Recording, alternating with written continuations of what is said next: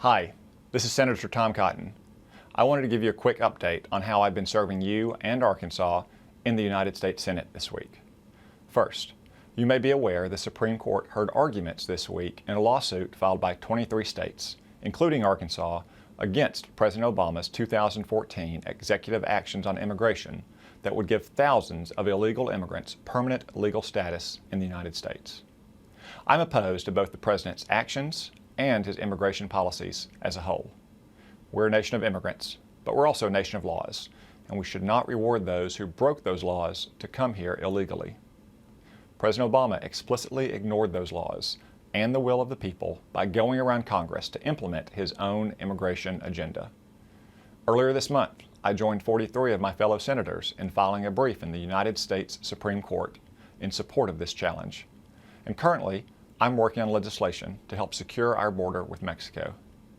This week, the Senate also voted on legislation to fund the Federal Aviation Administration, including local airports in Arkansas that are critical to the livelihood of our state. This bill also improves security measures and addresses the growing cybersecurity threats facing our aviation systems, which makes air travel safer for everyone. I was pleased to see this legislation pass the Senate with bipartisan support.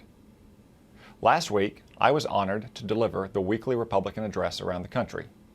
I spoke about the threat of radical Islamic terror, defeating the threat from Iran, and the desperate concessions President Obama has made over the last year to preserve his deal with Iran.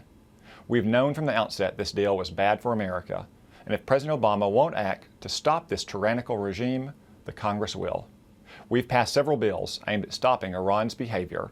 Over the next year, we will pass more.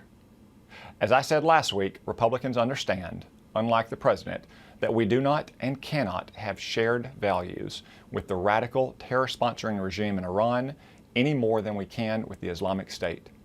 The right strategy against the threat of radical Islam is to confront this radical ideology and defeat it on the battlefield before it grows larger and stronger, or even obtains nuclear weapons.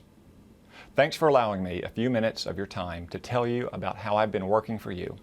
Should you have any questions or need any additional information, please visit my website at cotton.senate.gov. Thanks very much and have a great weekend.